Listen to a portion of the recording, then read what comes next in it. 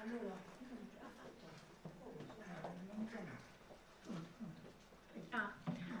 okay.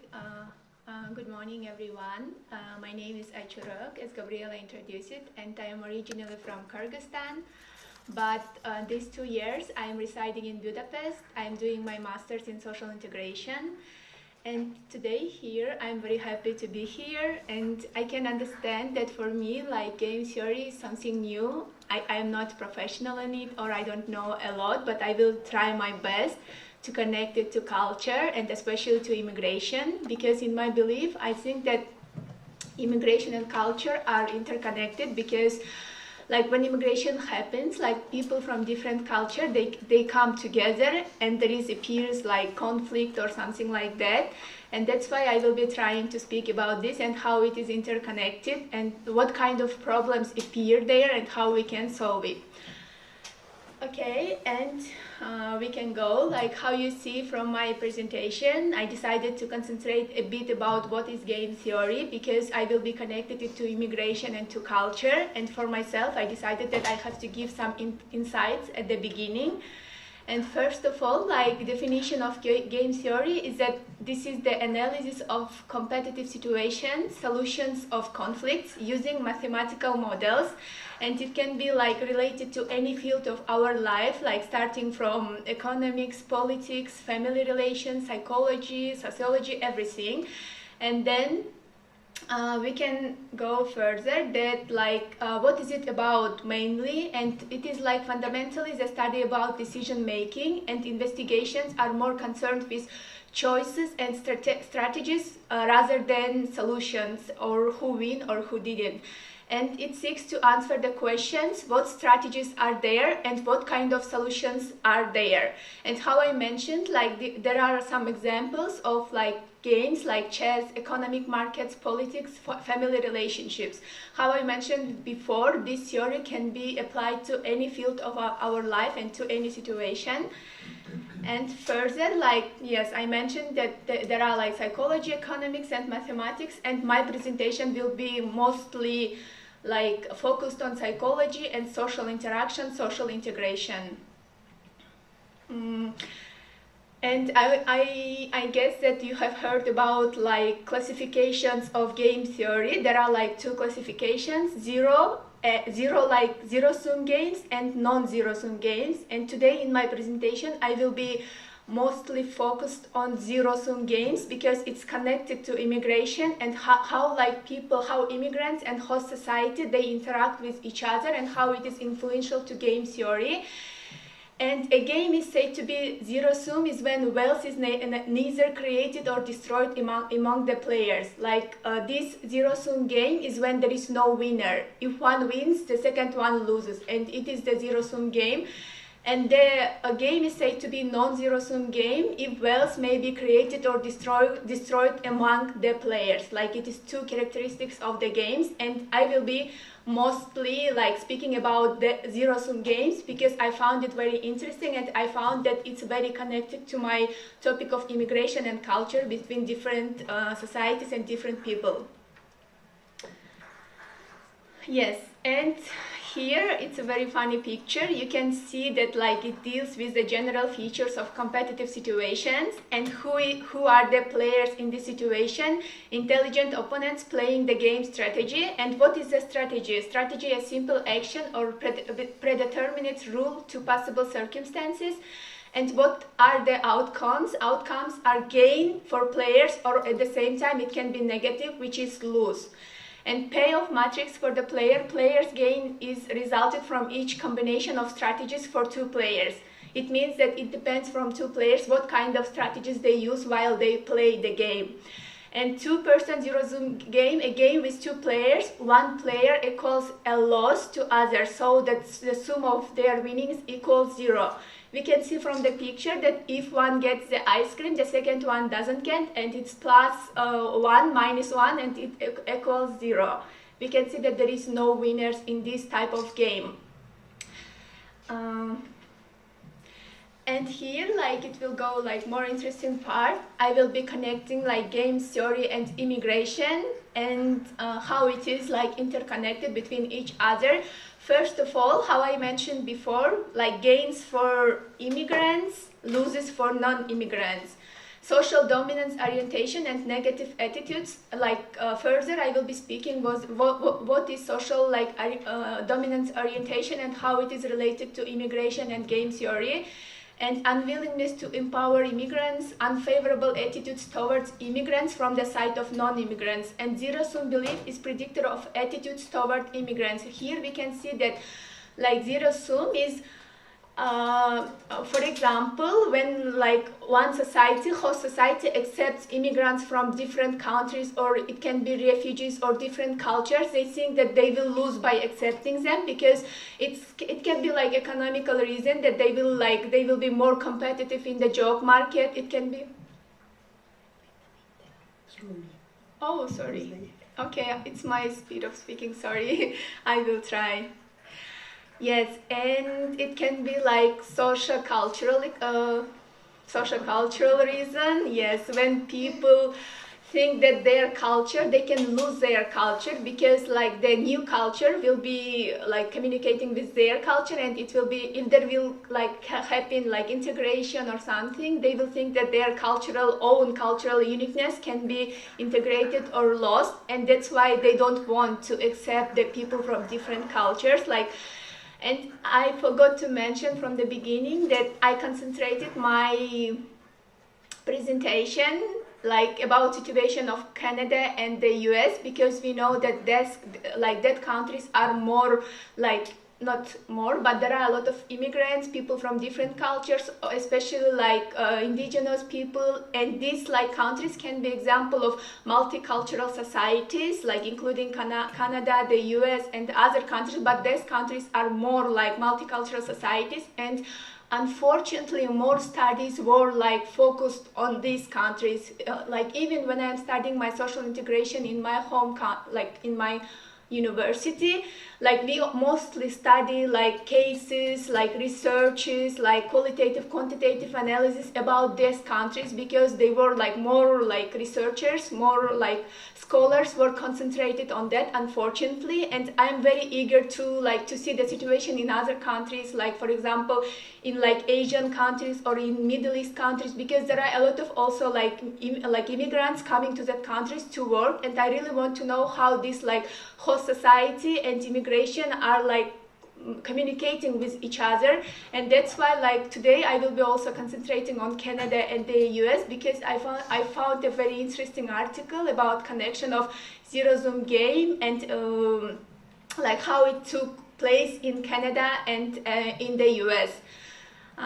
Okay, and I will go further. Here I would like to talk about zero-sum beliefs in the US. And here we can see that there was a study in the US when people when scholars were examining attitudes of US citizens towards immigrants from the Asia and from the African countries or something like that, from different countries, and it came out that attitude of host society of citizens of the US towards immigrants based on zero-sum belief, because they think that if people come from different countries or cultures, they will be very competitive in the job market, they will take their job places, and they will be somehow taking the cultural uniqueness of that country. And it was it was investigated in the two countries, in the two societies, and the scholars were telling that zero-sum belief games play a huge role in that societies when it comes to accepting immigrants, trying to integrate or something like this. And according to my studies, I could tell that for people, for host society, it's very, very important to know that some immigrants want to assimilate. They want them to accept their culture of host society and become the part of that culture. And they don't want them to practice their own culture, their own beliefs, even their own language, because it's threat for them, it's threat for their culture, and that's why they want to keep them assimilated. But if culture, if people from different culture, they don't want to assimilate, they will be there like factors of out group, because we know that in like psychology, in social sciences, there are like understanding of out group and in group. When you think that you are part of host society, and the people who are coming from different cultures, from different countries, they are out group and they cannot belong to your like society, because they are not part of that historically, and they are not part of that by blood, because some like societies believe that like you can be part of that culture just like if you got inherited it by your blood. And unfortunately, like that kind of like cases and studies are still like in our culture, in our societies.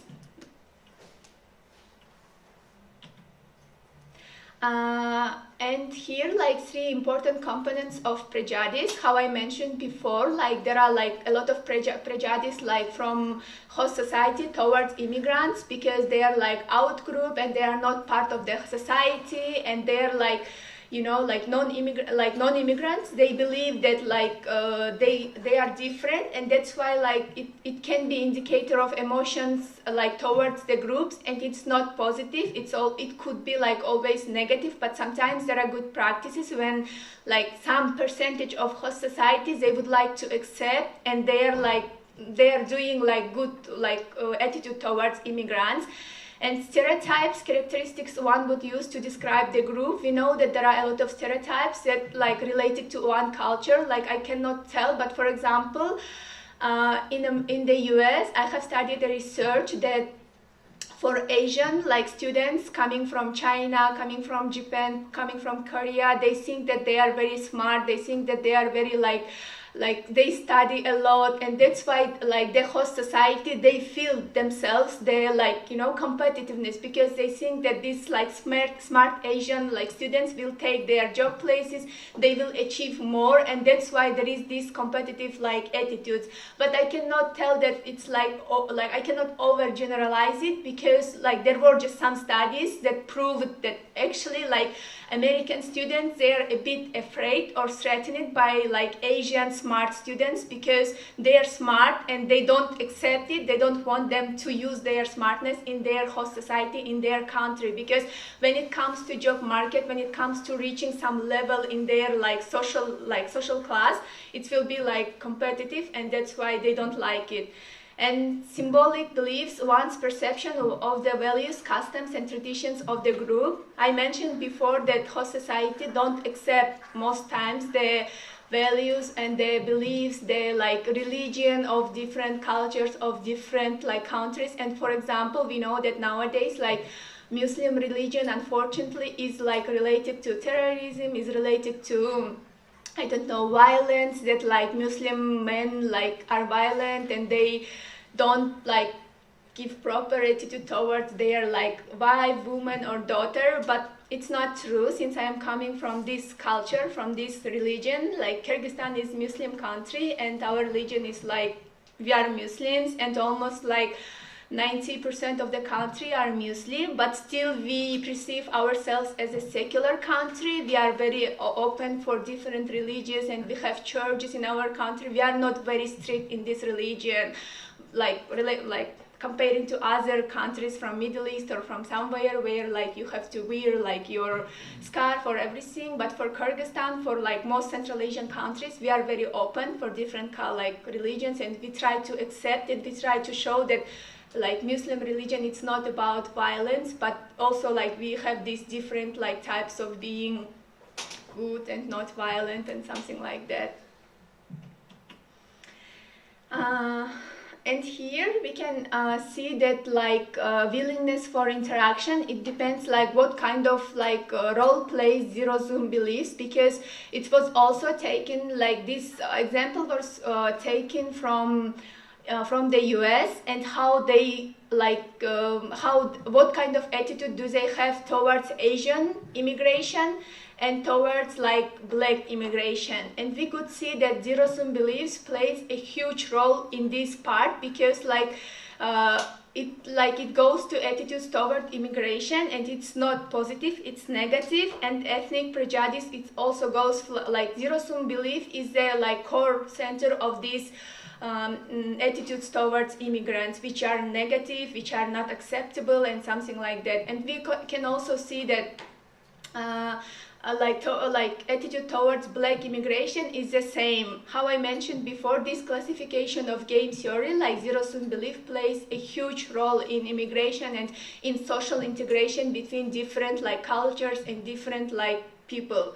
And the results supported our hypothesis as shown in figure like 1. Social dominance orientation was strongly related to zero-sum beliefs for Asians and blacks, and this zero-sum belief strongly predicted attitudes toward the immigration of Asians and blacks to the United States.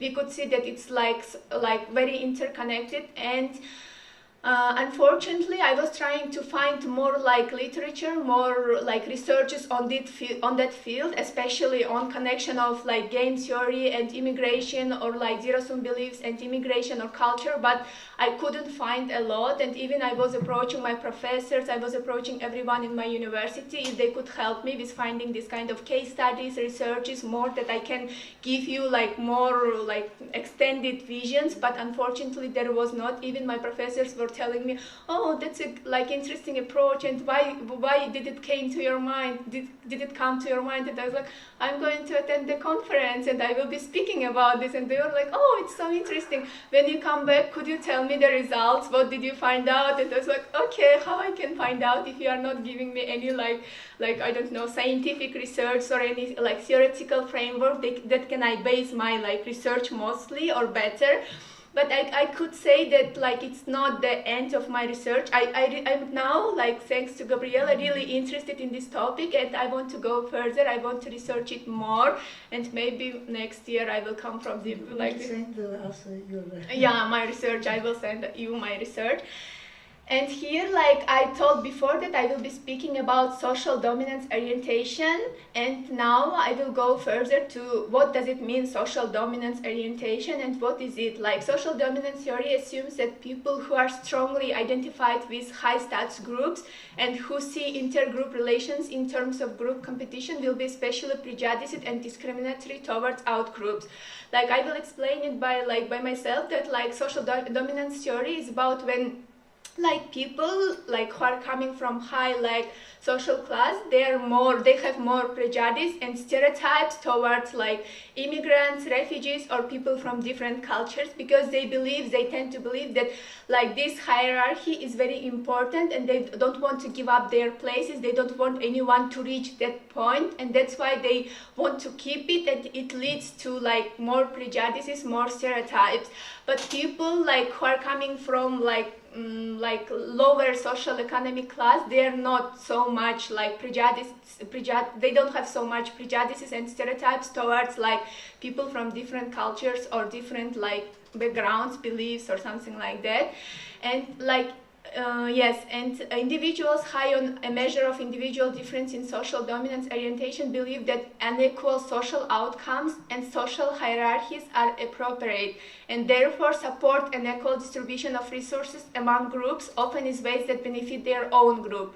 Like I mentioned before, that like they want benefits for their own group, and they don't want to accept out group, or they don't want to share their own like this benefits from like for people from different cultures or from different backgrounds.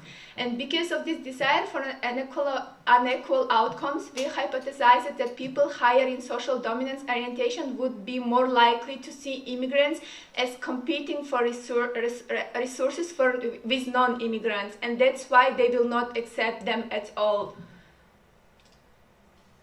And here I would like to go like to the conclusion of this, what I was speaking about, taking together the findings described in this section and the previous section revealed that perceived group competition, whether situationally induced or a function of chronic belief in zero-sum relations among groups, is strongly implicated in negative attitudes towards immigrants and immigration.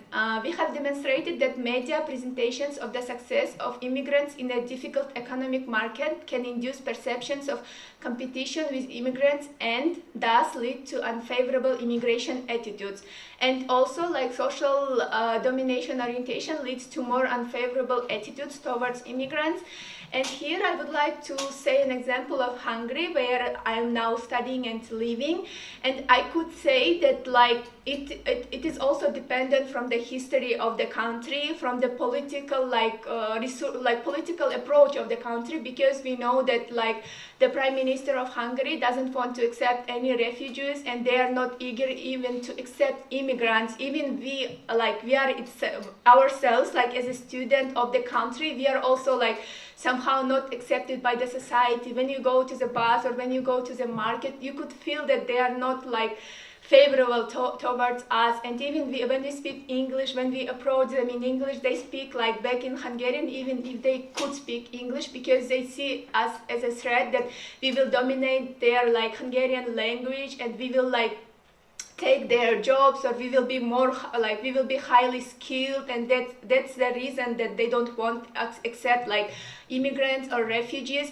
And the like second reason is mainly it comes from the approach of the Prime Minister, because like he says that like Hungary is for Hungarians, like we don't need any refugees, we don't need any like immigrants, because like they will make a threat to our societies, they will change us, they will change our like I don't know beliefs, our traditions. And that's why there is like coming this kind of like unfavorable attitudes towards immigrants and towards refugees, and they don't even want to accept it. They always tell that Hungary for Hungarians, and it comes first time from the like political party that in the lead of the country. And nowadays the situation is getting not better but worse. We know that Hungary didn't accept like refugees during the refugee crisis in European Union countries, and it is still the same. Like they are closing their borders, and they have very bad attitude towards Muslim people, towards people like in scarf, or towards people like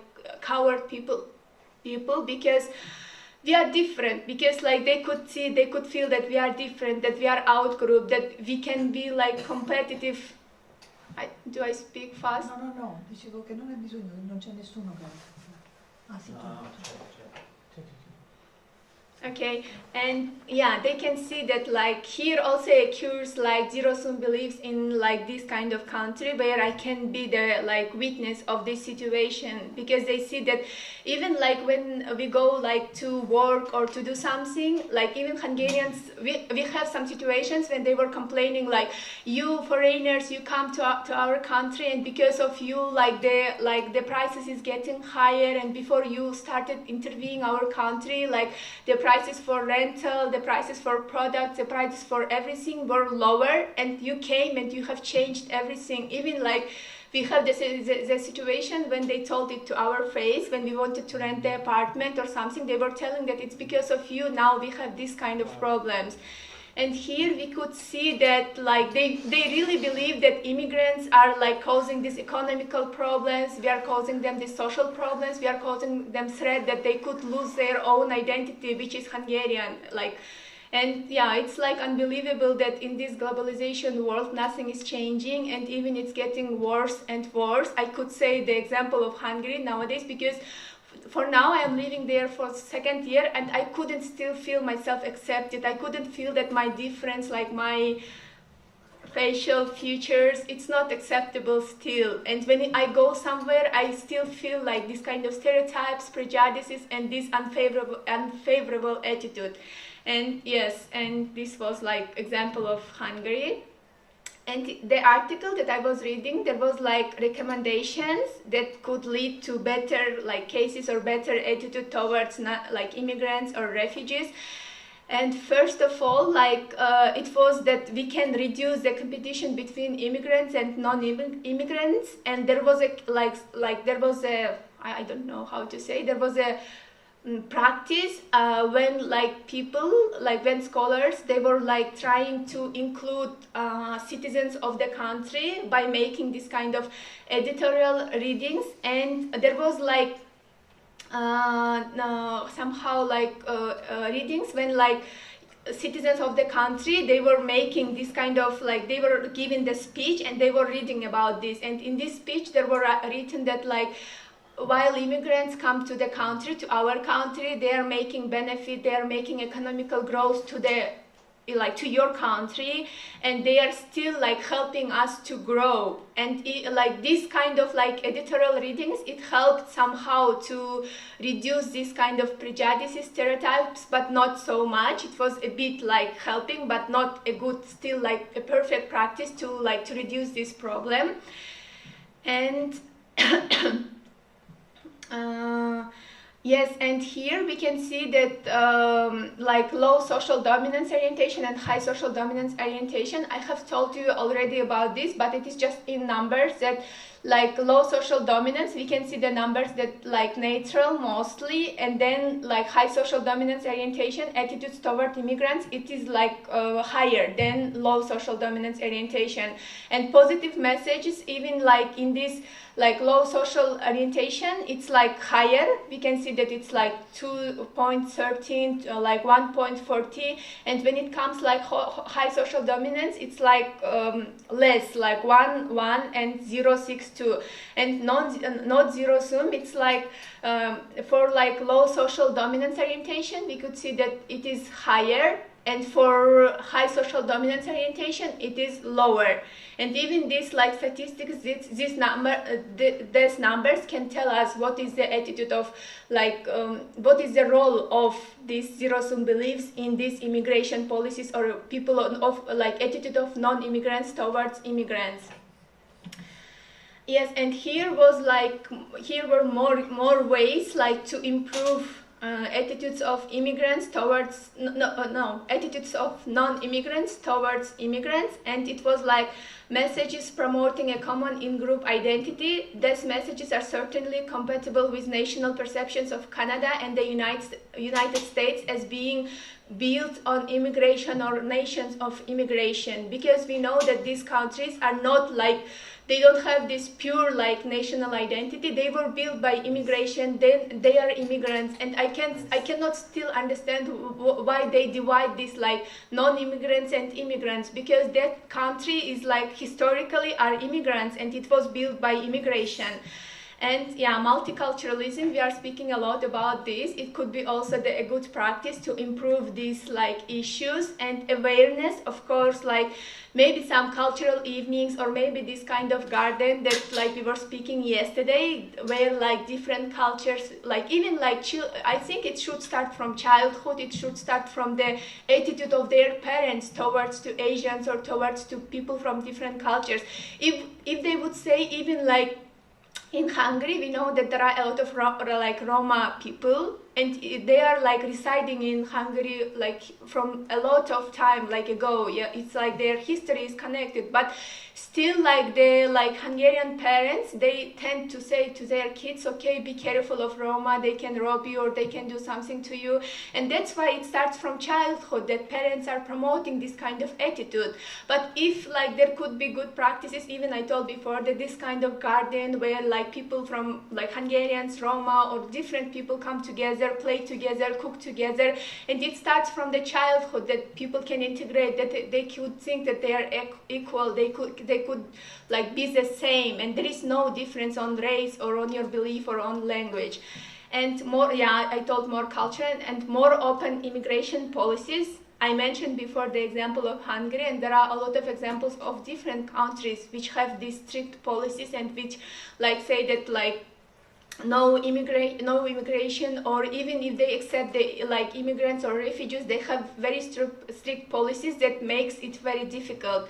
And identify similarity and dissimilarity of immigrants and non-immigrants. Like I think this case was mostly like focused on similarity, because like identifying more similarity and telling how, yeah, I'm finishing, and telling like how much like we are the same, how much like similarities we have. I hope that it could help more like to be acceptable or to be tolerant towards like different people or non-immigrants.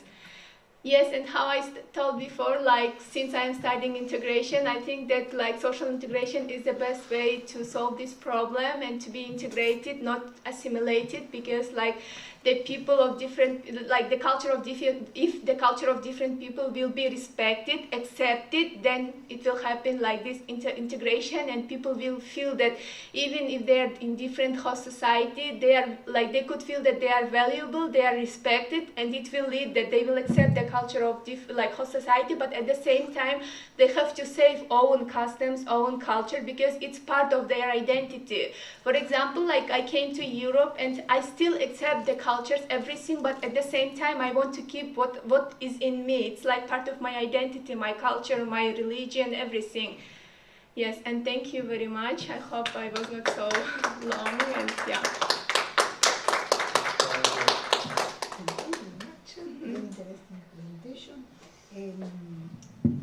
Io propongo, siccome siamo un po' tardi, che siccome c'è una seconda relazione che ha esattamente lo stesso titolo della relazione di come si chiama?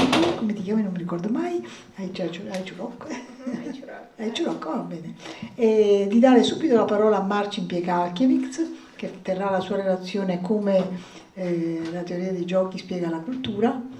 E poi vediamo se fare il dibattito insieme oppure dare la parola anche al nostro amico.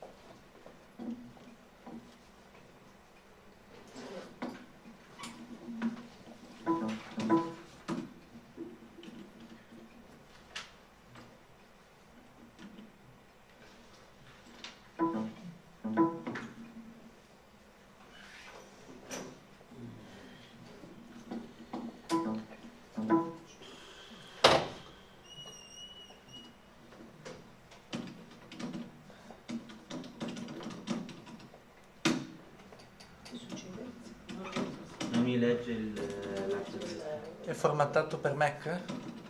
No. Ok. Ma madonna. Aspetta, posso darti una mano? Ma ce l'ho sul... Ah, sulla ah sì, deve... Mando una mail. Ti mando un SMS. Ah, ecco, ecco.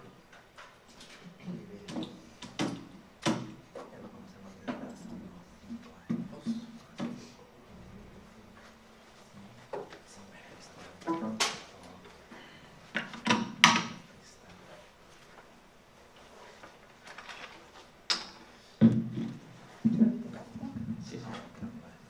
Raccomando, Marcin. 30 minuti. Hello everyone. I will continue the topic on the relationship between game theory, actually how game theory can explain cultural behavior, but through economic behavior, because the two are very much related.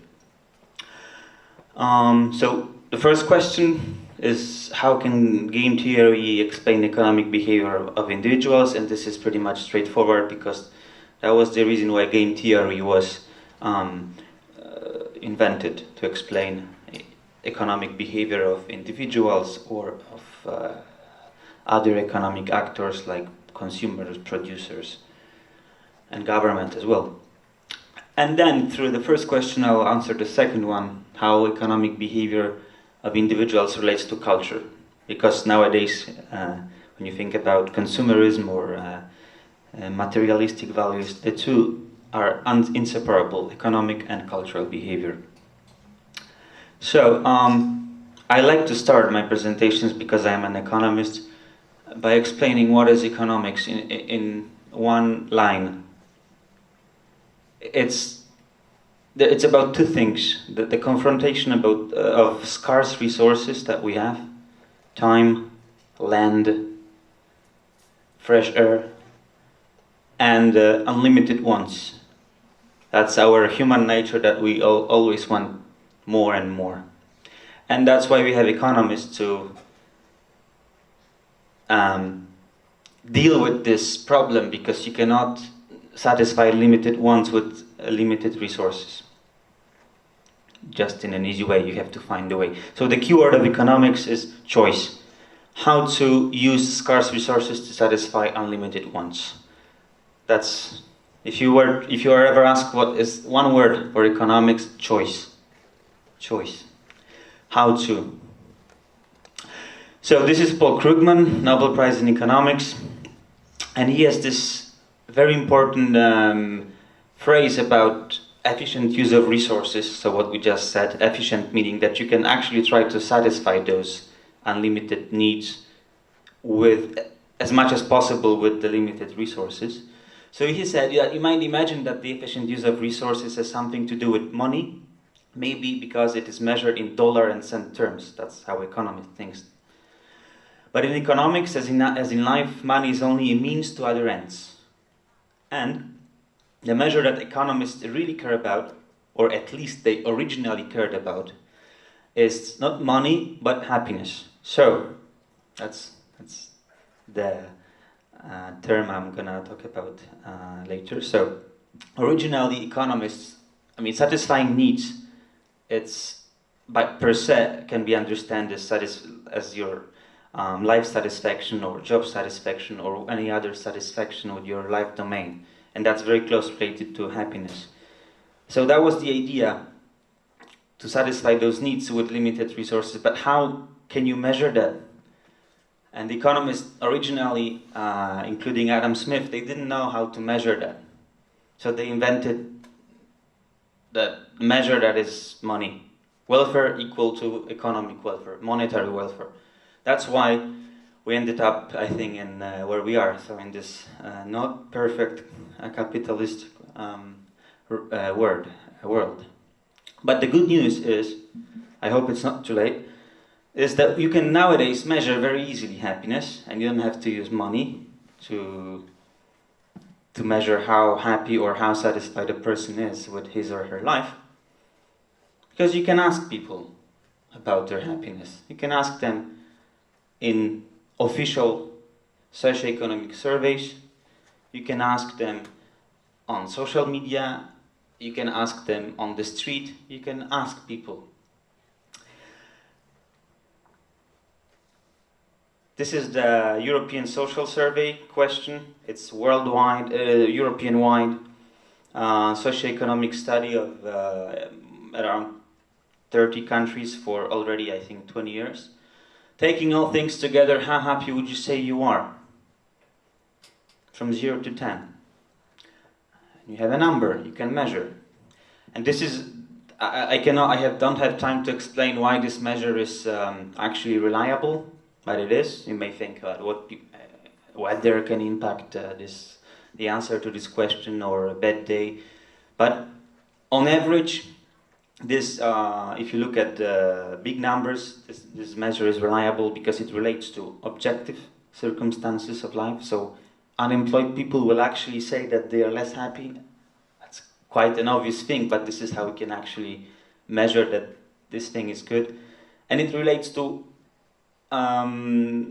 objective, also physical circumstances. So people who are happier, there have been experiments of people who in which people who are happier, they actually they were observed in a laboratory circumstances, and they have more genuine smiles per day than people who say that they are unhappy.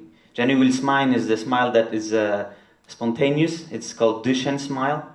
It's a French, I don't know from which century, French biologist that observed that if you smile in a fake way, and if you smile in a nice way, there's a difference, and you can actually observe and rely and say which smile is fake and which is not. Anyway, this measure is reliable, you can believe me.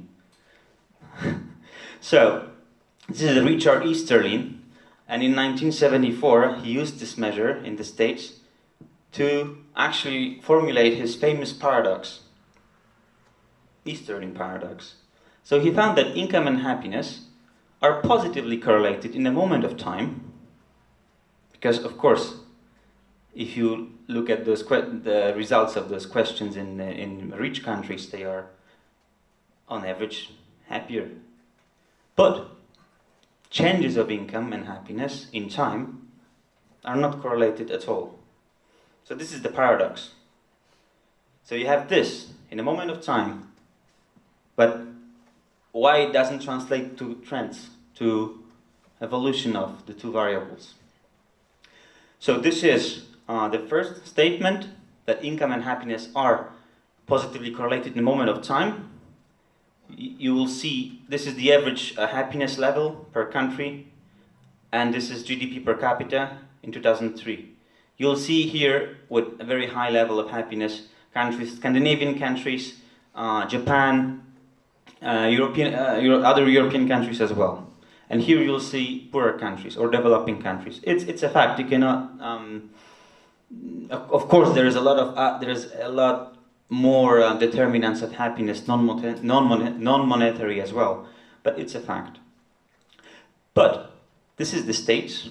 This is still Richard Easterlin. So it's from the 40s to the 90s. So is it 50 years, right? Sorry. 50 years of research. This is the percentage of people who declare to be very happy. It's stable, it even decreased. And this is the GDP per head in the States. So what the hell? If it's positively correlated, why doesn't it translate to trends? So, one of the explanations of the paradox was, and now I'm getting closer to game theory and interactions between people, finally, social comparisons. Social comparisons is this. So, this boy was still satisfied with his ice cream, but he saw a bigger ice cream, and he's not satisfied with what she was satisfied with just 30 seconds before. Using the ice cream metaphor, we tend to focus on not what we actually need, but what other people have. This is social comparisons, keeping up to the Jones. Even Karl Marx talked about social comparisons in 1840s, I think, 1840s. He was saying that you can still be satisfied with your quite nice house, as long as there is no bigger house in the neighborhood than yours. Yeah, keeping up to the Jones, it's a phrase in English just to say that you're still trying to catch up economically with your neighbors. In English, still there's a saying that the grass on the other side is always greener, but not in your garden. So, because of course what the neighbor has is always, it's brighter, it's nicer. So, enough of graphs. Let's look at data again. Again, European Social Survey. In 2003, they asked nearly 22,000 individuals in 25 countries about how important is it for you to compare your income with other people's incomes. And there was a scale from 0 to 6. Not at all important, very important. Nearly 50% of people, they declared that those income comparisons are important. 45%. But still, this is just, maybe they are good for happiness to income comparisons. This is just saying that it's 45% people saying they are important. But the same study, here is the level of importance of income comparisons. Low importance, I don't care about neighbors of my income, and here I care a lot. And here is the share of people in each group, 1, 2, 3, who felt depressed in the last 4 weeks This is the study in 2006. So, among the people who don't care about income comparisons, you get 1/3 people who felt depressed in the last 4 weeks.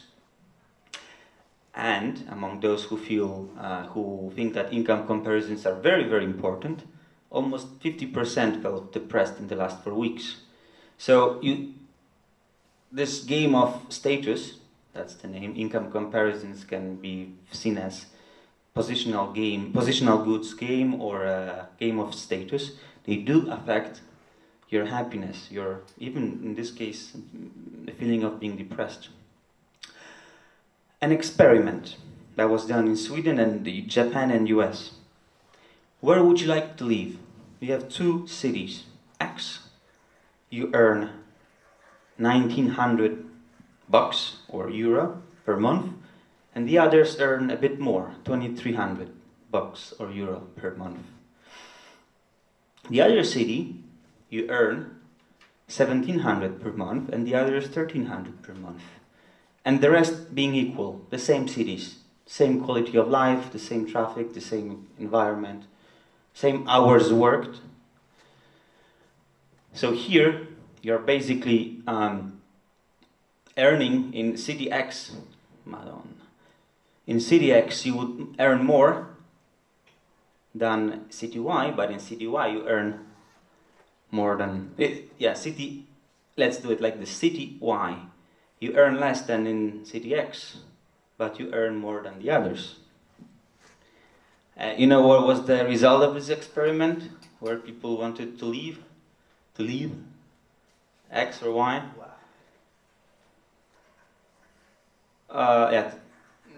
This is my mistake. This is Y. This is 75% of people wanted to leave in the city when they earn less in absolute terms, but they earn more than others in the other city. Can you explain this? Is it rational behavior? Because in economics, everything in neoclassical economics, which is what we have now, everything is based on the assumption of homo economicus that makes rational decisions. Is this decision rational to earn less just because you can earn more than the others? No. There is a psychological mechanism behind it. This mechanism of keeping up to the Jones, of being higher on the income rank than the others. So, as we have seen, income comparisons, they may translate into irrational choices, like choosing to earn less, but to have more than the others. And those irrational choices, if you think about, at the beginning I said about use of resources in economics, think about time as well. That's our most precious resource, time. And these irrational choices, in the long run, will translate into inefficient allocation of resources. Why? Because in order to keep up to the Jones, you may, as an economic agent, choose to work more, and this is particularly, I'm thinking about the US, as the average number of hours worked per week is close to 50.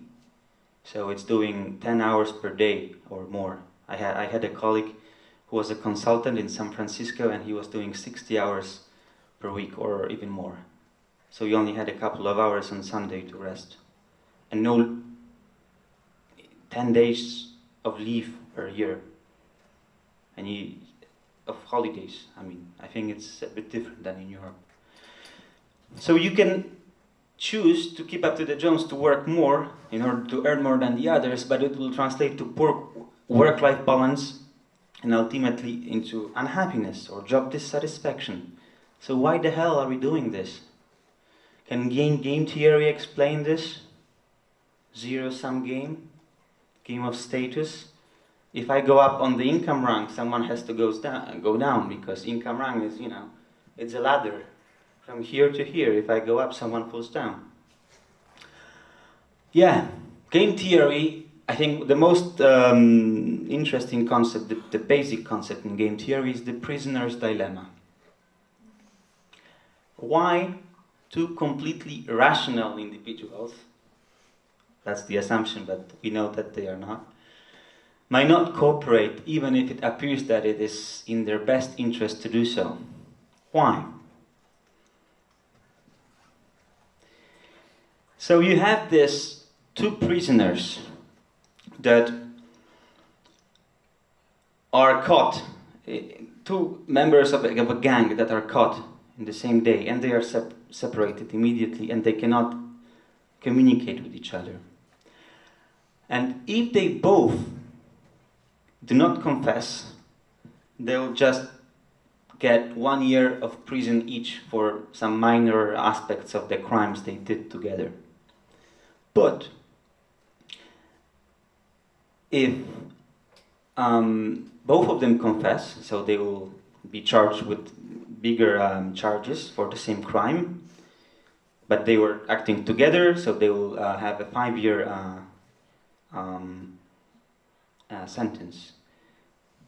In these two scenarios, only one of them confesses and the other is let go, because then the one who is confessing and saying that the other did the crime is let go, and then the other is going to prison for 20 years. So, of course, the most efficient solution for both of them is choosing not to confess. So they can just collaborate and say, we didn't do it, and they get 1 year. But of course, both will confess, and it will get 5 years, and this is less efficient than this for them, because 5 years is more time in jail than 1 year. Why? Why they do not cooperate? Because the information is just not complete between them. They cannot communicate, so they do not know if the other person will cooperate, simply because they don't think the other person has genuine interest to cooperate. And that's now going back to work-life balance. Can you link prisoner's dilemma to work-life balance and the choice of hours worked in the States? If we, hypothetically, this is happening already in Europe, by the way, in Sweden, there are experiments on reducing hours of work per week, 6 per day. In Gothenburg, in one of the hospitals, it's happening. But in the States, it will never happen.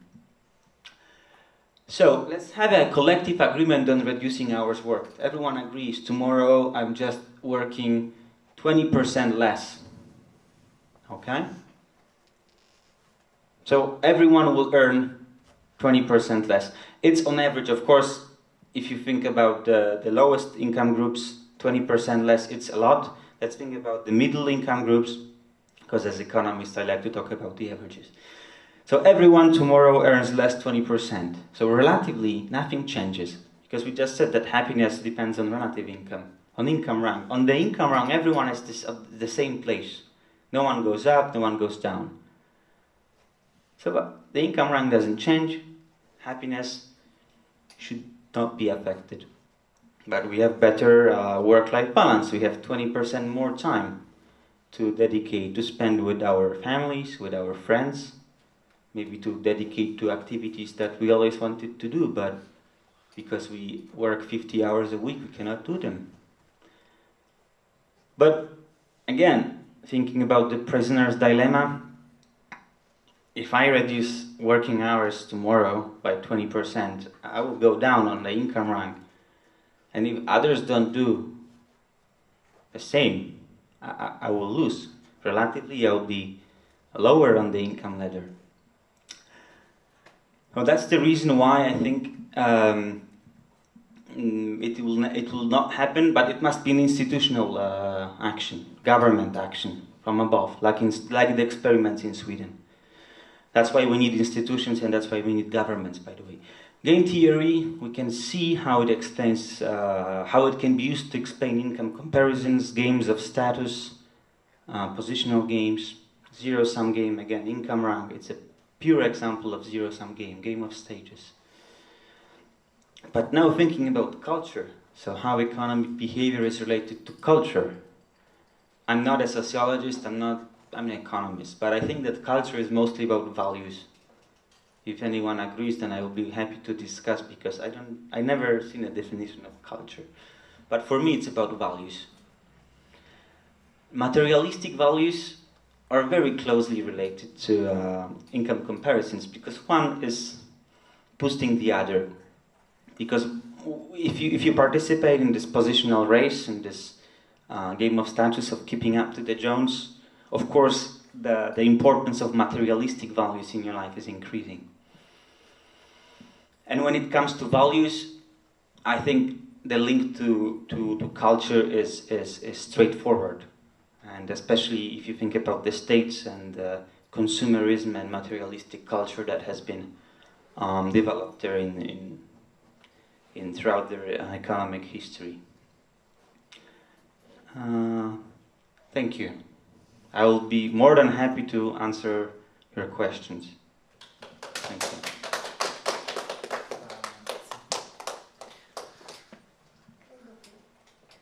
Harry?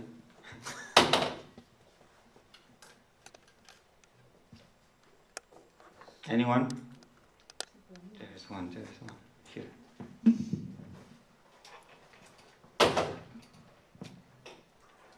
I think that happiness is a very special concept. Everyone has their own concept. I want to ask you, as an economist, what is your concept about happiness? Could you tell me?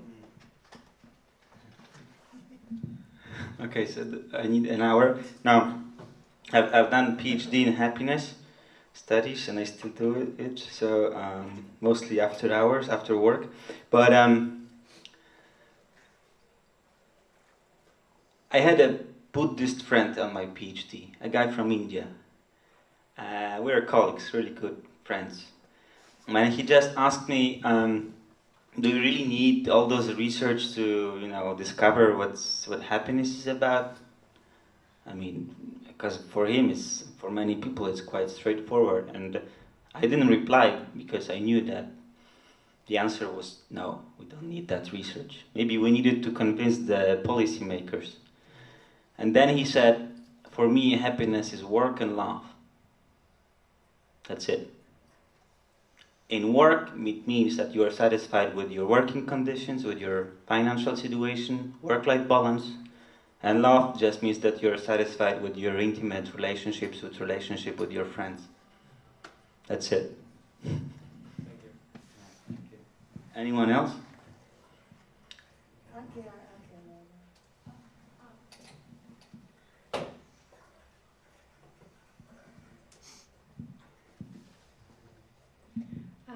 Okay, thank you for your presentation. It was very interesting. I really enjoyed it. And I want just to give an example of this cooperation. You were mentioning how it is important and what would have happened if people will cooperate more, or how it is important. And it just reminded me that recently I was participating in one training, and then there were our trainer who divided us into two groups, and there was one orange, and she gave us she told us you are two groups, you are competitors, and the winner will be who will get the orange. And we were playing and throwing the orange to our teammates, and we were conquering with each other just to get that orange.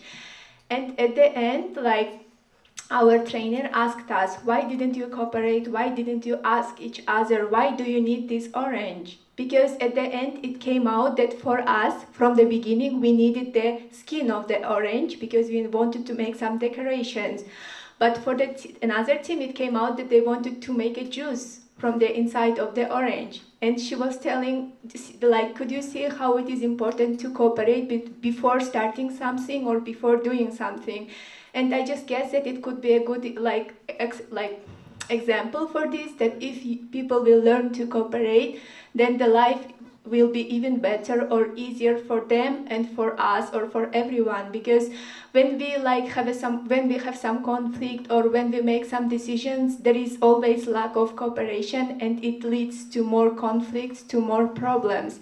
And yeah, I just wanted to relate this example and how I have learned that in my life, in future, it will be very important to ask just before starting some conversation or conflict or before making some decision, okay, like let's cooperate, let's ask what is like, what do you want, what I want. And at the end, it came out that we want the same, like the same for us and for them. And that's why it's really important to cooperate. And we would see from here that like it plays a huge role. Thank you. Just thank you very much. Yeah, it's a very good example. It's about, I think in the experiment you've been doing, the problem was just lack of communication. Probably you were not allowed to communicate, right, in the experiment. So yeah, in the small settings, it's an obvious solution that you should communicate, and maybe you have different goals and you can cooperate and both achieve them. But in the institutional settings, economic settings, a collective agreement is always at risk of, if someone doesn't will be the free rider, will automatically gain from that, and the others will lose. And only with good institutions and government intervention you can actually secure the deal, that no one will say no, I'm not included in the end. Yeah. So it's a very good example. And one comment to your presentation as well, because it often with immigration, it is the case what you read in the newspapers that that they are coming to steal jobs and things like this, and it's a very it's a one-line story, right? But if you go deep into the economic problems that we are facing, we are aging societies. We are not going to be able to cover the budget for pensions for the next generations, because the number of people in productive age is decreasing like hell. In Poland, we have 1.2 kids per couple on average. It means that in 20 years, we're going to have 25-30% less of the population in productive age.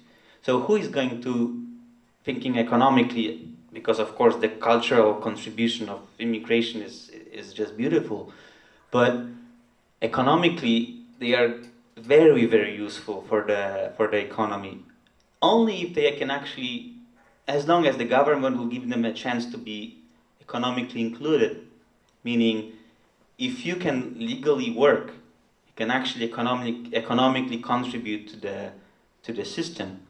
But if you have no chance to work legally, first of all, you will not contribute by taxes, and second of all, you will be frustrated and you will end up in being excluded, and that's not the way it should be. Thank you. Ma io voglio fare una domanda che forse è proprio stupida, però secondo me c'è qualcosa dentro. Tu hai sempre parlato di comparazione, cioè le persone si confrontano le une con le altre. Non hai mai parlato di competizione. E dalla comparazione alla competizione c'è, secondo me, un bel salto di qualità. Come si mette questa cosa all'interno di questa teoria dei giochi che significa qualcosa per l'organizzazione totale dell'economia come fatto culturale, tra l'altro, perché tu hai detto che si passa dal comportamento economico, deve essere pensato come comportamento culturale, e lo capisco, se c'è il confronto lì è il comportamento culturale, però la competizione è un'altra cosa, non è culturale, è qualche altra cosa, cioè fa parte di un'altra cultura, mi sembra. Ecco, mi sembra che questo aspetto dovrebbe essere un po' meglio esplicitato, cioè io vorrei che mi si esplicitasse. The competition, I think it's purely economic concept, because it's less cultural definitely than comparisons.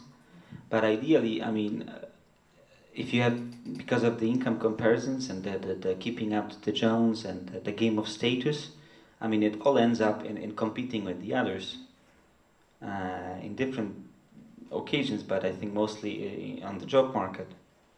And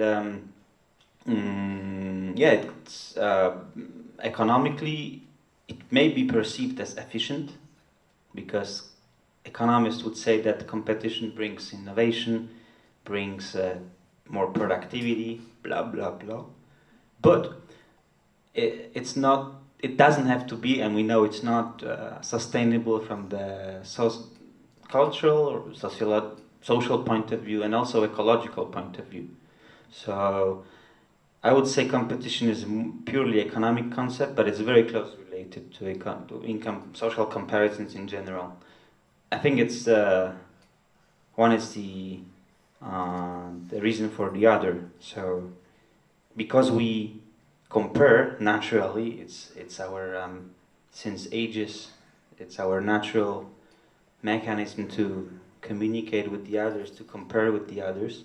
So because we do that, and we will strive to be higher on the income ladder than the neighbors, then it becomes competition. But comparisons as such, they are not bad, because it's a source of information. But the problem is, the question is what you do with that information. I may compare always to the poorest people, say, Jesus, I'm lucky. But usually the comparisons are upward. People will tend to compare to the rich, to the richer. So, yeah. I don't know if it explains. Io avrei un'altra domanda, ma dobbiamo dare la parola a lui perché altrimenti non ha più tempo per parlare. Però la domanda era questa, io la pongo lo stesso, poi magari ne parleremo dopo. Cioè, adesso tu hai parlato di game, quindi teoria dei giochi come game. Tu pensi che, questa è la domanda, poi non so se puoi rispondermi in 2 parole perché dobbiamo dare la parola a lui, tu pensi che, usando invece che la parola game, una teoria dei giochi che si fondi sull'idea dei player, possa essere più vicina all'economia della felicità, cioè che l'economia della felicità, quella che tu chiami come, preveda dei player, mentre l'altro tipo di economia, quella dei competitors, quelli che non semplicemente si confrontano, ma proprio si mettono sia game, questo è così, no, perché questa economia della felicità va bene, io ho letto tante cose tue su questa economia della felicità, però c'è sempre qualcosa che mi rimane volatile. Cioè, cioè non arrivo a capire, tu stesso quando ti sei chiesto che cos'è la felicità, appunto sì, come si calcola la felicità, e quindi si tratta di fare dei calcoli su posizioni soggettive, e quindi il problema di organizzare un mondo di relazioni su posizioni unicamente soggettive è estremamente complesso, cioè non vedo la possibilità di organizzare un mondo, a meno che non si finisca poi con l'andare nel game. Cioè, mi sembra che il passaggio dal confronto alla competizione sia così scontato che alla fine si ritorna ad un tipo di economia che non è poi della felicità, perché la competizione non dà felicità. Questo è un po' il dubbio, no, che mi viene e che mi è venuto anche ascoltando la tua relazione oggi. Adesso lasciamo la parola naturalmente al nostro amico Gerardo Escudero Samara, che ci parla di imprenditori e start-up innovative.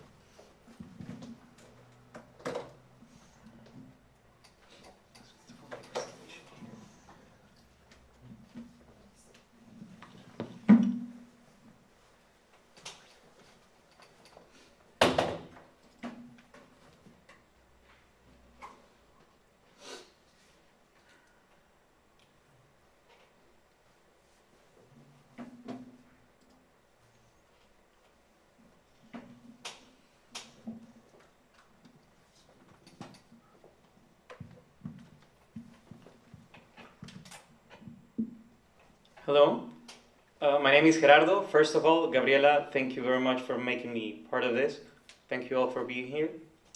I want to start my presentation asking you something. Do you truly believe that dreams come true? I'm going to leave you with this question through the presentation. Well, if there's any formula and there's any secret to be successful? It is. And I'm going to show you, I'm going to let the best athlete in the world explain to you guys.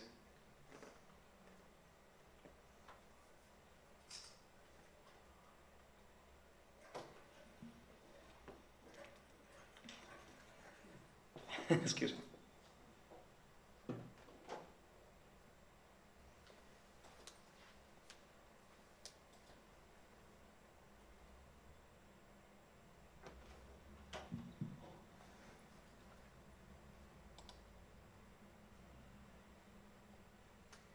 Do you need double the screen?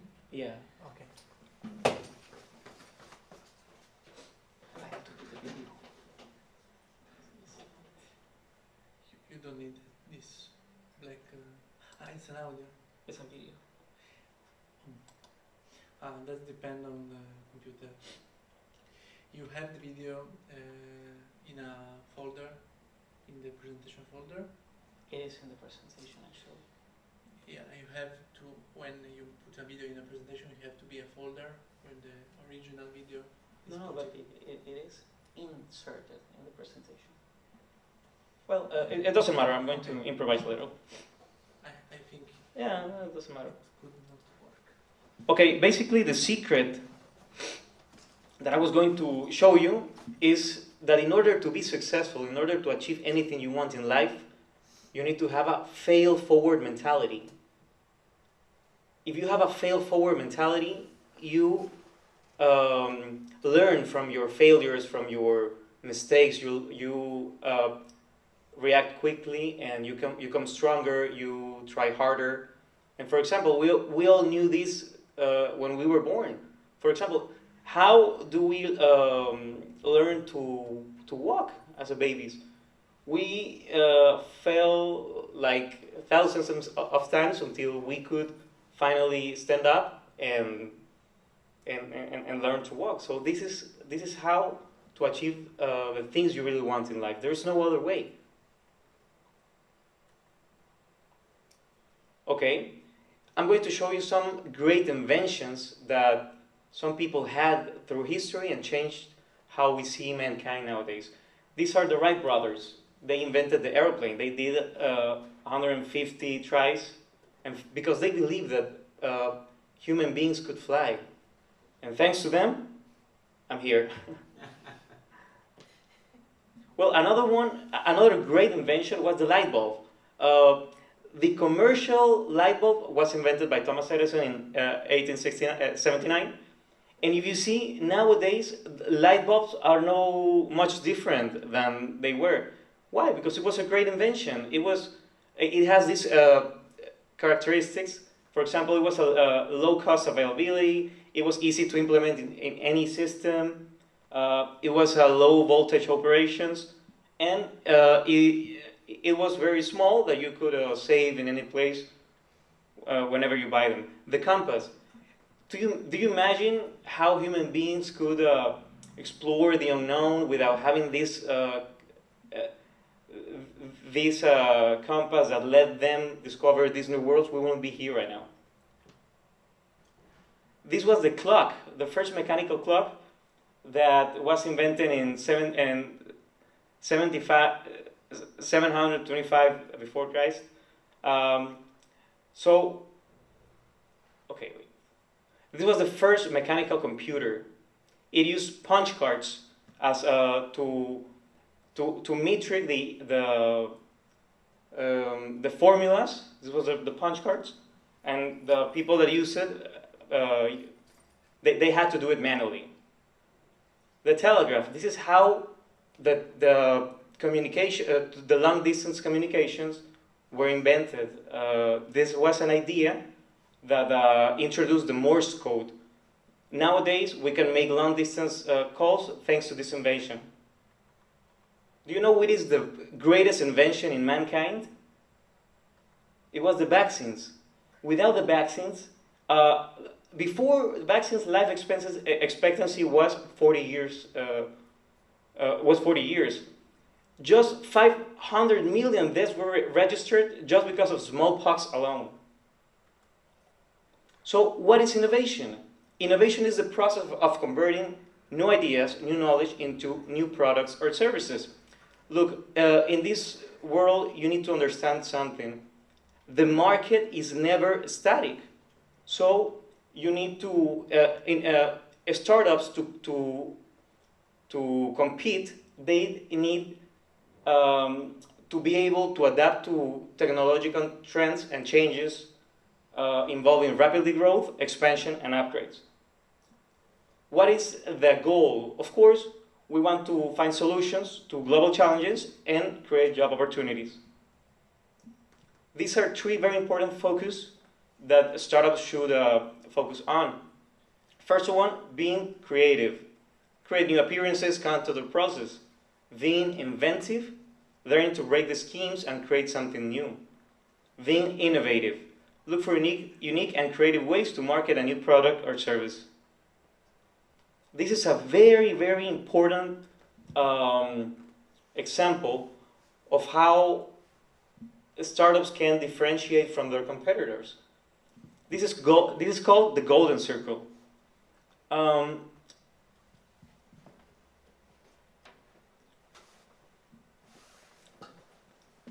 This circle represents why, the why, this one the how, and this one the what. Okay, I'm going to put a specific example, like Apple. Do you know why Apple, how are they different from their competitors? Why do people buy Apple? Why are Apple the most valuable company in the world? Because they know how to explain their why.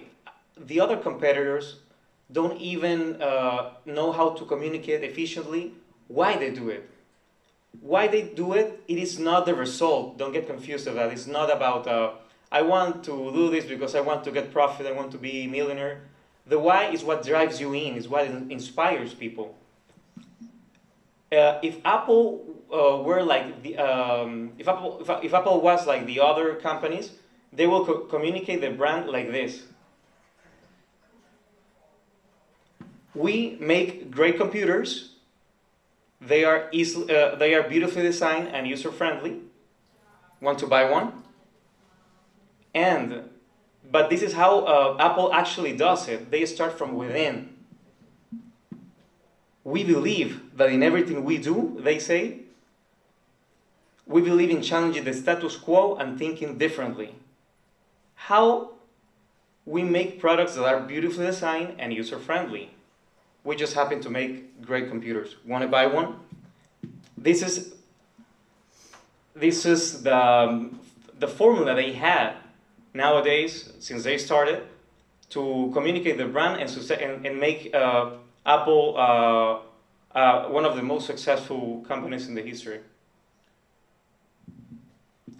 I'm going to explain a little of my background.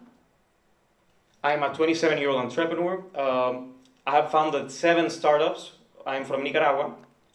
I was going to show you some other videos, but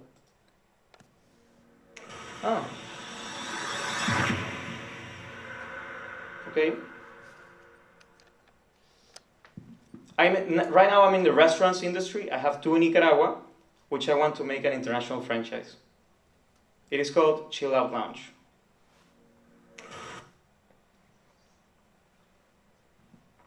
I'm going to explain a little bit about my business. First, I'm going to show you. Now it works. I don't know why.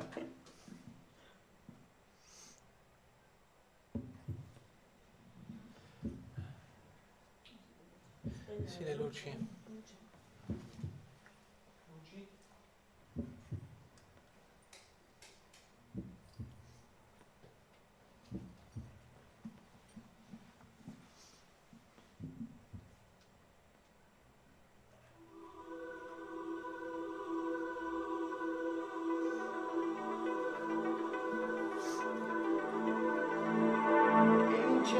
Surprise the face, talks about the people going under.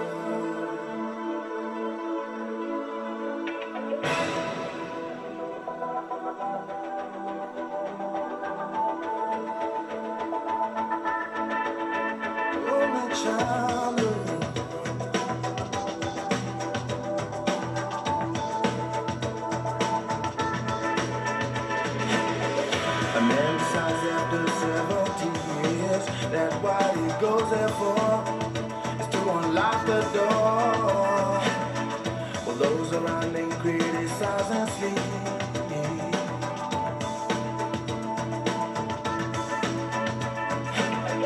And through a fractal on a breaking wall, I see you, my friend, and touch your face again. Miracles will happen as we dream.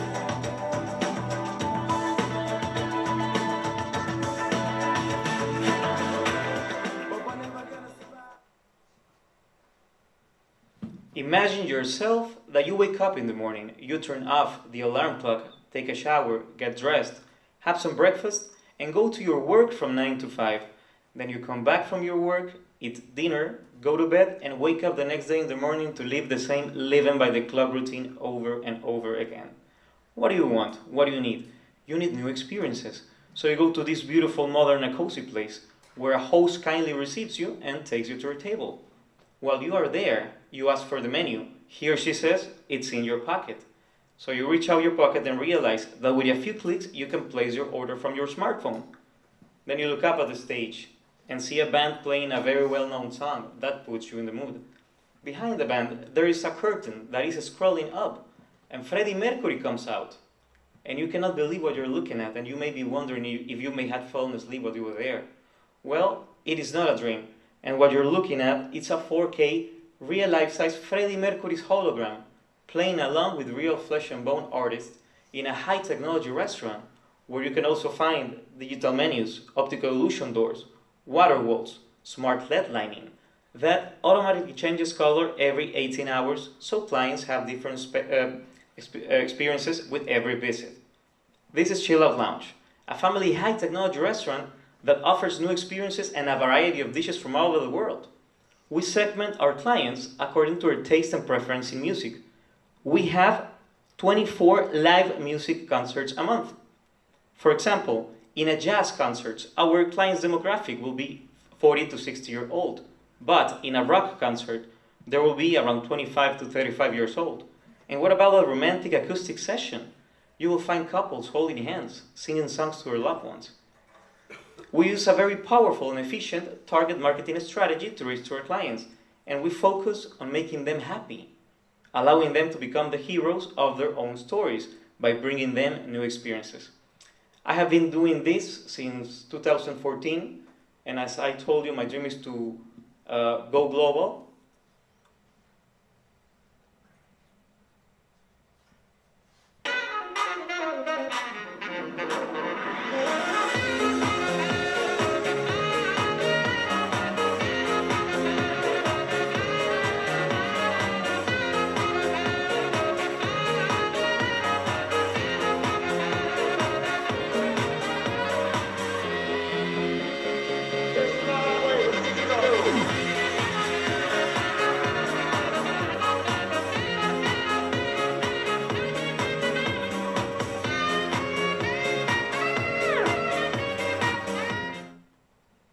So Chill Out is more than just a restaurant, it's an experience platform.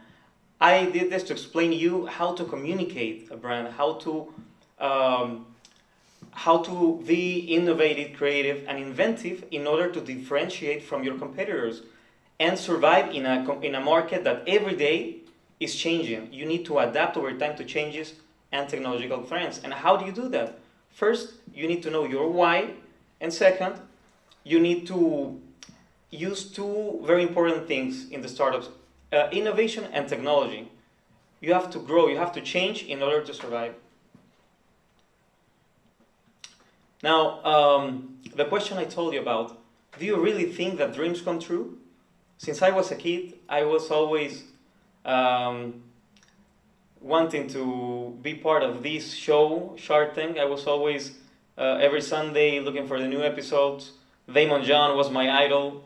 And last year, he presented me as one of the 20 top young entrepreneurs by the IFA, the International Franchise Association. With my business, I have won 13 global competitions from around the world.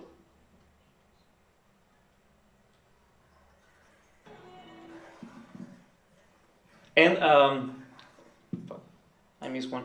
I'm going to show you how the holograms thing work. This is there are two people here. One of them is a hologram. The other one is the real singer.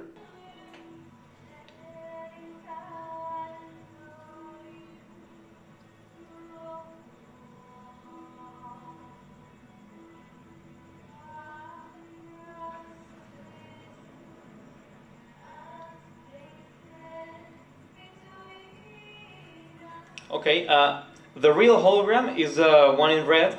The other one is lightened in blue. It doesn't look very good through the computer, but it's lightened on blue just people get confused because holograms for us, for the pop culture, is those blue things that appear in Star Wars. We are all familiar. This is how holograms work. As you see now, beaming onto the relay. We are all familiar with front projection, as you see now, beaming onto the relay screens here. Rear projection too, which works like this. Front and rear screens in eyeliner setups are known as primary or bounce screens. Eyeliner takes these basic principles and adds to it a special 3-layered polymetric foil just 25 thousandths of an inch thick. The foil is tensioned across all or part of a stage at a 45-degree angle, like so. This allows the projector and primary bounce screen to move into a vertical formation like so. For smaller spaces, the projectors can be configured with mirrors to elongate the projection path and maintain picture integrity. Eyeliner displays ideally require a minimum footprint of 10 feet square and a height of 9 feet to show full-size human figures. What you are seeing is a reflected image which is so true and realistic to the original, it has become known as a virtual image. Many people perceive what they are seeing now as a 3D hologram.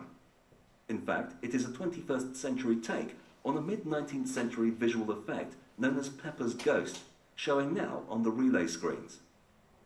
Thanks in part to the amazing optical properties of the eyeliner foil, combined with the light and picture output of Christie Digital high-definition projectors, the image has depth and opacity that actually supersedes the scale and definition of traditional 3D holograms. So this is my presentation. My approach, my perspective is a little different from yours. I'm an entrepreneur, but connecting to this theme, I would say that don't stop playing, don't stop being creative. Dreams do come true. Thank you.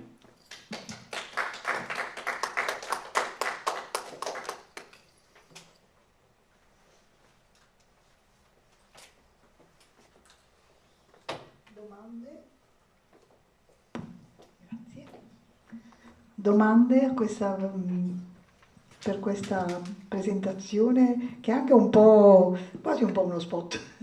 Quando veniamo in Nicaragua verremo... Sì. When we... Not only in Nicaragua, there are 7 restaurants. Se... In Nicaragua. No, I have founded 7 startups in total. Ah, okay. I have 2 restaurants. Ah, okay. The other 5 startups I failed. Ah, okay. Nelle start-up. Bene, la start-up è una delle parole chiave dell'economia giovane di adesso, quindi start-up digitale, ma anche... ci sono allora domande? Dunque siamo passati veramente in un territorio completamente diverso qui, però per me rimane questo tema della felicità, no? Perché allora tu dici, la felicità per me è avere un buon lavoro che mi soddisfa, cioè ho domandato, avere un buon lavoro e avere una ragazza. No. Tu hai dato questa risposta? No, risposta così, era più sì, no, questo è piattato. No. Sì, ho piantato, però insomma alla fine questo hai detto. No, ho detto relationships and job. Relationships and job. Va bene, le relazioni. Allora, e questo che cos'è? Non è relationships. Cioè, nella misura in cui tu, vabbè, appiattato o meno appiattato, più ampliato o meno ampliato, ma perché il problema è veramente grosso, proprio dal punto di vista della riorganizzazione delle discipline, in ultima analisi, cioè il rapporto dell'economia con la cultura. La teoria dei giochi, secondo me, ha questo, che mette in relazione, quindi è molto importante lo spunto che ha dato la nostra amica, che mette in rapporto l'economia con la cultura. E la tua economia della felicità ovviamente è anche questo. Però alla fine bisogna capire quale cultura, cioè non so se riesco a rendere la mia idea, perché altrimenti anche questa è cultura, ci possono essere altre culture, felicità, ci possono essere altre culture. Allora è così semplice, è così appiattato alla fine, appiattito. Mi sembra veramente una soluzione troppo semplice. Mentre in lei tutto il discorso sull'immigrazione era molto interessante, tra l'altro io non capivo neanche perfettamente bene questa zero sum, come funzionasse a livello di rapporto con l'immigrazione, di soluzione o di non soluzione dei problemi dell'immigrazione. Quindi mi sembra che voi avete affrontato dei problemi molto grossi, però non mi è chiaro come questi problemi riescano ad essere perlomeno inquadrati verso una risposta di ciò che verso cui l'economia, come fatto culturale, tende o può tendere. Ecco, non ho avvertito all'interno di queste relazioni, ho avvertito una grande tensione, però non ho avvertito elementi concreti attraverso i quali appunto la teoria dei giochi può aiutare a trasformare in qualche modo l'economia, tra l'altro impostando tutto un discorso sul rapporto tra comparazione di status, che è poi il fatto culturale per eccellenza, lo status, e invece lo scontro fra competitors. Ecco, questo può darsi che dipenda semplicemente dal fatto che io non so quasi nulla di economia in senso stretto, quindi so una serie di cose, di come si è costruita una certa visione dell'economico, però dalle vostre relazioni mi sono venute molte sollecitazioni, molti desideri di comprensione, ma non vedo chiaramente che cosa ne esca. Io direi che adesso noi, che ore sono? Io devo lasciare. Tu ci lasci, Sì. allora lasci giù. Vi lascio, sì. Bravo. Vi ringrazio a tutti di essere presenti, non ci vediamo perché io vado in viaggio, per cui ci vediamo l'anno prossimo, spero. Grazie mille, grazie. Bella, bella lo schermo. Sì, Ha detto che lo lascia giù, che lascia giù il suo perché è più piccolo, vediamo, il suo è più piccolo, dice. No, il suo è piccolo, ha detto.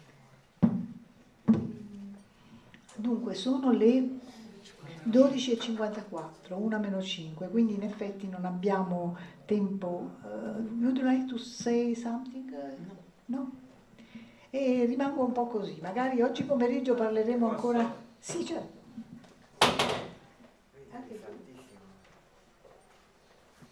I don't know if I understood the question, but the doubt. What is the consequence, right? Sono dubbi, la sensazione di non avere. La sensazione di non avere un quadro in cui i singoli elementi si adattano l'uno con l'altro, si mettono in rapporto l'uno con l'altro, e che come se si prendesse per la tangente qualche elemento, gli si desse maggiore forza, e però si dimentica tutto il resto. Ecco, questa è un po' l'impressione. Non ancora, ma non ancora. Di solito i pezzi poi si mettono insieme. Sì, può darsi. Comunque abbiamo avuto 3 relazioni su questa, diciamo, relativi all'economico, molto diverse l'una dall'altra, specialmente la sua molto diversa dalla sua, però appunto ho l'impressione che non ci sia stata questa, che non ci sia una capacità di entrare con delle categorie chiare, con delle modalità anche metodologiche ben definite. Capisco che per te non può essere vero perché tu sei uno studioso di queste cose, però qui mi è mancato. Okay, so the methodological aspects, they are quite straight, they are robust. They are, I mean, I don't know if it's the question about methodological aspect or about the consequence or what can we do with this knowledge on a policy level. Is it about methodology or is... So what about methodology? What is the question? La questione è che non vedo una coerenza all'interno del discorso in rapporto con le con le categorie che usi. Mi sembra che le categorie che usi siano delle categorie... Mi sembra che le categorie che usi siano delle categorie troppo deboli per costruire un discorso. Ad esempio la felicità.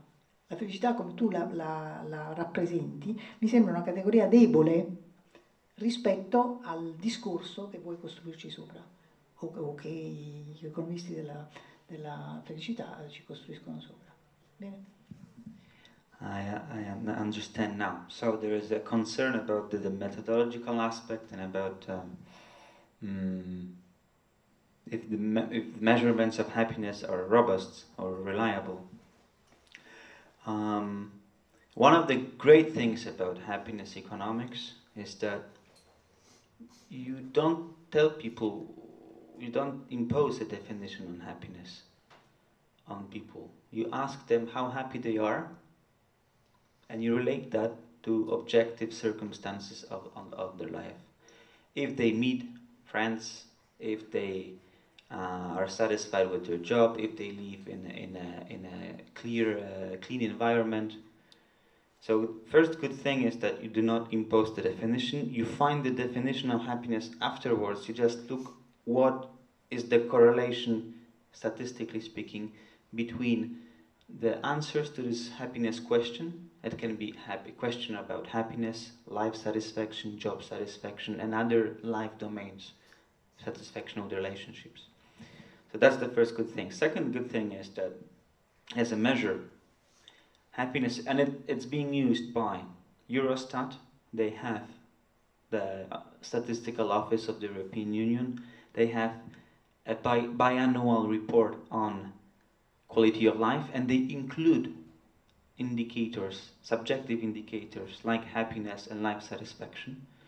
So I think if Eurostat is doing it, a statistical office for EU is using happiness questions to give indicators on quality of life in Europe, I found it reliable. There is a World Happiness Report that is published by mostly University of Vancouver, but it's a very famous report.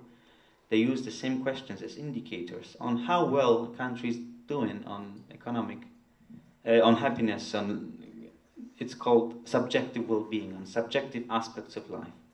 Now, happiness as such, as a measure, is reliable for two reasons. First of all, it corresponds to other to objective measure of well-being. So, as I said, people with health problems, this is objective, would definitely score lower on happiness and life satisfaction questions. People with psychological distress, people who, as I said, mentioned before, the unemployed people, they will still score lower. That's the first thing. Second thing, it also relates to physical indicators. As I said, there's been an experiment in the US in a kind of fake experimental environment, but people have been on constant observation. So there were cameras everywhere, and they were interacting. There was like simulation of life, and there is a way to recognize if a smile is there was a French scholar who was explaining how to. There is a special muscle in your face that is used only when the smile is genuine. If it's fake, this muscle doesn't activate. So by looking through cameras, you can recognize. You have a board of researchers who will literally go through tapes, hours of recording to recognize how many genuine smiles a person made per day. You can count, this person made 20 genuine smiles per day and the other 5 because maybe the smiles were fake. And then they will ask the same people about their happiness on paper. How happy are you on 0 to 10? And those who had more genuine smiles, objectively measured, calculated, scored highly on happiness questions. There is, I wish I had a slide on that. I have, but it's on my computer. Happiness scores from questions is also related to brain activity. So there are people, again, monitor, it's physical, it's objective, monitoring your brain activity. You have areas responsible for negative emotions and for positive emotions. And people who would say during the questionnaire that they are happy with their life or satisfied with their jobs, and on the same time when they are replying the questionnaire, their brain is monitored. You have the part of the brain who are responsible for positive emotions will activate. And people who say that they are unhappy, they mean it because their brain activates the parts of it which are responsible for negative emotions. How it's reliable as a measure. I don't know if it answers your concern. This is a methodological aspect. No, guarda che l'aspetto metodologico e quello contenutistico vanno insieme, non possono essere. Now, if you want to make something of it, a policy or you said a quadro, so like institutional framework, it's all about collective actions, as we mentioned, and it's all about the government securing that collective actions takes place, institutions.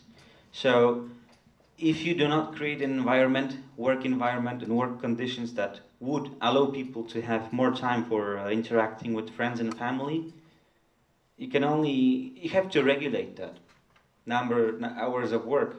Because in capitalism, an open market with no limits, sky is the limit. You can work 70 hours per week. Maybe you really like it, but I think in most of the cases people are just forced to do it to make the ends meet. So, but it's all about institutions. Scandinavia. These are 5 the most happiest countries in the world. Sweden, Finland, Norway, Denmark, Iceland. And guess what? They have the highest taxes in the world. Why? Because taxes will reduce economic inequality, and inequalities are bad for average happiness because they create tensions, they create social incohesion, I don't know what's so they destroy the social cohesion. Inequalities, they boost up income comparisons. The more income inequality in a country, the more people will compete because it's more profitable to be on the top of the income ladder. So it's institutional, of course, culture. I think institutions, so rules of the game on the market can create culture. So if you were brought, in Sweden there is no grades in school, in primary school, there's no grades. No, I got 30 lode, io 18, oh, loser. No, there is no grades in Sweden. In primary school, kids are brought up without the idea of being 5/4, 30 over 18. There is no, I was better, I got 5, you got 4. No. There is a educational system from, it's called Waldorf School. I forgot the guy's name. And Monterossi is another example. You start with kindergarten and primary school, and you don't grade people. But these are private schools, because the market knows that there is a need. But you would never see in Poland a public school with this approach. But why not? I mean, in Sweden they can have it. In Sweden there is no public advertisement It's illegal to make an advertisement for kids to buy whatever crap they buy when they go to the supermarket and ask their parents to buy them something because they've seen it on the advertisement. It's illegal to advertise on kids. If there's no institutions, this whole talk is just dreams. But I don't want to be just a dream. I want to be an achievable goal, and you can only achieve it with good institutions. So rules of the game, government intervention. I'm not a socialist. I'm not a communist because I come from Poland. Communism is a problematic word in Poland, still. But it's all about the government, the institutions, rules of the game. Hai una posizione proprio contraria a quella mia. Una posizione assolutamente contraria.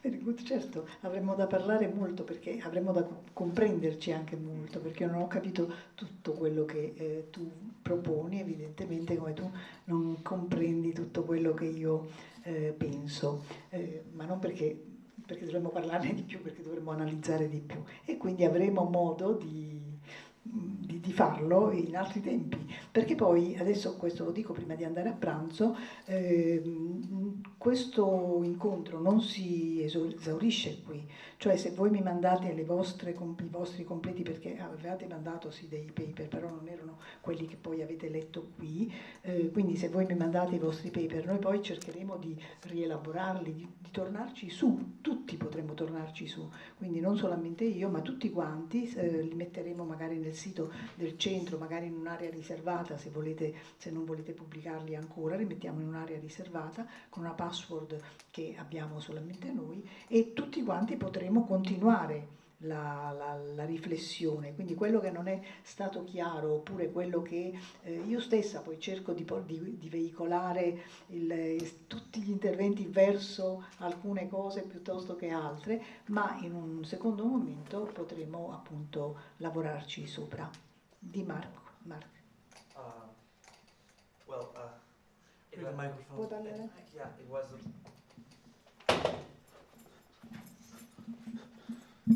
No, actually, it was to Martin. The experiment that you mentioned about people's smiles and noticing when it's fake, and also the experiment that the Russian girl who was not able to come mentioned before. They reminded me of a very famous film which came out in 1994. Jim Carrey, I think, the Truman Show, and in which there is this man, Truman Burbank, who unknowingly is the victim of a practical joke because he is unknowingly the star of a reality show watching all over the world, and one day a reflector falls from the sky, actually, and he begins to notice fake things, fake smiles, fake phrases, and he begins to notice that the world is a stage practically around him. So I don't know what you can make of it to the purpose of our actual discussion right now. Yeah, I actually love the film. Yeah, but it reminds of a show that we as consumers on the market and people who compare to the others, we are all in. I mean, I hope not all, but most of the people, they would believe that they are in a kind of a show and they always have to shine with their car or watch or dress. So it reminds me of people who are actually conscious about that, because he didn't know. And people who engage in the positional race of consumption and showing off would participate in this kind of artificial show just to be better, or better in economic terms, so richer than the others. But I don't know why. You tell me, I don't know.